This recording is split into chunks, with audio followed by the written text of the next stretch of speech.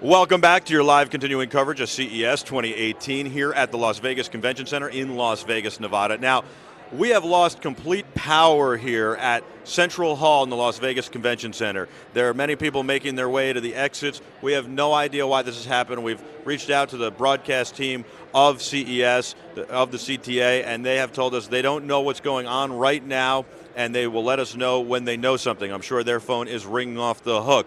What I believe is that it's possible that this might have been a transformer blowing. There's a ton of power draw here, and everybody plugs in an extra thing. So right now what we know is that we have no power here at Central Hall in the Las Vegas Convention Center. You ask how we broadcast then, well, somehow we have lights, and I don't know how that has happened. It might be that we're somehow hooked up to a generator, an emergency generator, because they know that we're lighting our set and it's for lights. And maybe they feel that's kind of an emergency procedure. We are sending our camera feeds back via bonded cellular, and we are sending those over bonded cellular packs. So we're sending our signal back to New Jersey to Mission Control over bonded cellular using live use cellular packs, which are battery operated. And our cameras are battery operated, so we can bring you sights and sounds from here without actually having to plug into power. So it's pretty amazing that we're able to still come to you live from here with this situation unfolding. We'll give you the latest updates and everything. As such, though, our rear projection screens are not on because our projectors are off because we don't have power. So this is what a rear projection screen looks like when it's off. Anyway, we have a wonderful young lady on, and she's got a wonderful company, and it's really, really important, and I wanted to get this interview in.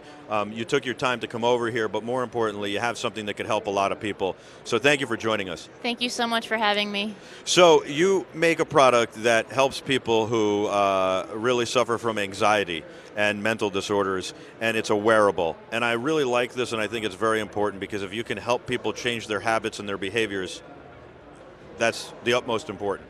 That's absolutely right. So my name is Anila Idnani, and I am CMO of HabitAware, and we make a smart bracelet that uses customized gesture detection to bring awareness to unwanted subconscious behaviors. So things like hair pulling, nail biting, and skin picking, which at their core are mental health disorders, and anxiety is kind of one of the underlying triggers. Is this something that could also deal with cutting and other things, or is it right now it's just hair, nail biting, and skin picking, which are huge, by the way? Yeah, so 30 million Americans suffer from these disorders to a detrimental effect, and I know because I'm one of them. I have been hair pulling since I was a teenager, and it's something that I hid for a very long time until my husband caught me without eyebrows one day, and we set out on this journey to help me become aware, and when our prototypes worked for us, we decided we had to make it a reality for others. That's, first of all, an amazing story, and thank you for sharing. And when you say he became aware because you had no eyebrows, how did he, I mean, was that the first time you had no eyebrows? Well, no, I usually so how did you hide it? I usually was really good about getting my makeup on in time in the morning, and one day he just saw me before I got the eyeliner on to cover up the bald spots, if you will. And from there, you know... What was that process like, then, coming clean to him? It was really hard. I was a deer in headlights for a few minutes when he just said, "Where is your hair? Where are your eyebrows?" And I was, just deer in headlights, could not even bring the words to say anything. So I was silent for a little while, and then I finally told him I have trichotillomania, which is the medical term for hair pulling disorder. And this started when you were in your teens? Mm-hmm. Do you have any idea why you started doing this? There hasn't been enough research to really understand. There is a genetic component, there is a hormonal component, and some say that a trauma may trigger to kind of turn the gene on, if you will. And around the time that I started pulling, my father fell sick with cancer, so I think it was sort of a soothing mechanism for me to kind of deal with that stress in my life. I'm sorry to hear that. Do you still pull? I do not. So with the help of the Keen bracelet by HabitAware, I've been able to basically retrain my brain and build those awareness muscles, so I now know where my hands are. And we launched in April after attending HAX, which is a hardware accelerator program based in Shenzhen, China. And we've been helping thousands of people around the world take control, regain their confidence, and live better. That is wonderful.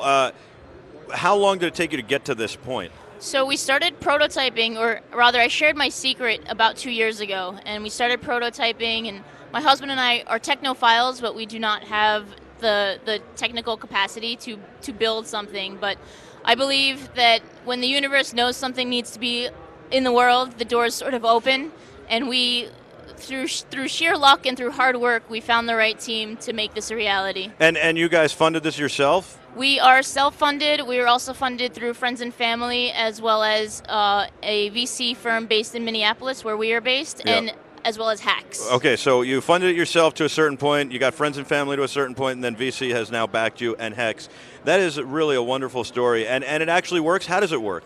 So you train it using a mobile app for your specific gesture. So you just hit a start button, you do the behavior, and then Keen is looking for that, a mathematical match essentially, for that gesture and position.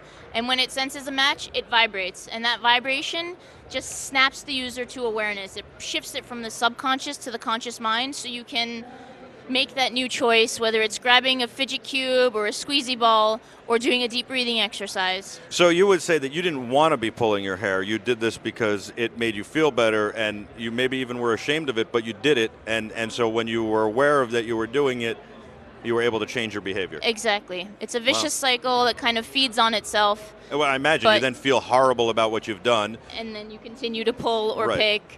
But with the bracelet, you're able to cut that cycle off. And how long does it take to help people? And I mean, I imagine it's different for different people, but to start helping, is it almost immediately? Pretty much. Within the first week or two, you will start feeling a heightened sense of awareness of where your hands are. I'm honestly at the point where I know, and I don't really use the bracelets. I'm kind of wearing them for show right now. Yeah. But I don't need to be wearing them to know that I am in a tense state. And it's nice that you have a nice design so that people don't have to feel uncomfortable about wearing them. Nobody else would really know what they are, because I would imagine that that would be a barrier to entry. And it's been able to help people, which is wonderful. Is it for everybody, or is this something that can work for a lot of people, but there are some people who might not be able to be helped by it? It's for anyone who's ready and willing to change. So we've designed the Keen for kids ages 8 to all the way through adulthood. And our goal was to design it in a discreet, blended, sort of blend-in fashion so that it doesn't invite conversation. But our hope is really to end the stigma around these mental health disorders and to give people the confidence to make it okay to say, I pull out my hair.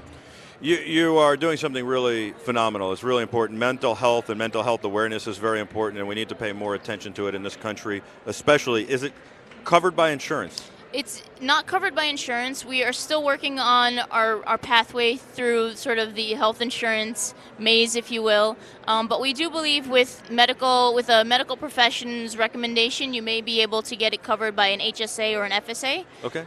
And how much is it going for? So our sporty version is $149 on our website, and the stylish on this side is $179. So not bad. And then there's an app. Is the app free? And then is it free forever? Exactly. So the core detection technology is all included in that pricing, and our goal is to continue to build out the app with additional therapies and strategies, which would be subscription-based. So we have work to do, but we're excited about our journey. Very nice. Congratulations on everything. Thanks for stopping by and sharing your journey. Where can people find out more? You can visit HabitAware.com.